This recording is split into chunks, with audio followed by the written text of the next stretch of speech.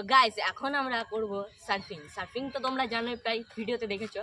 তো আমার অতটা ভালো হয় না যে হ্যান্ডেলে রেখে করব, তো আমি সিটে দাঁড়াবো আর হ্যান্ডেলটা আমি ধরে থাকবো, কারণ অতটা আমার এখনও প্র্যাকটিস করা হয়নি যে হ্যান্ডেলে পা দিয়ে দিলে আধার কাছে খেয়ে যাবো, আবার ভিডিও করা হবে না।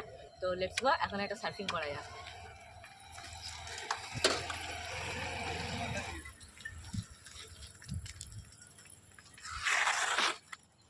একটা ছোটো মোটো ট্রিপ, এবার হবে সার্ফিং।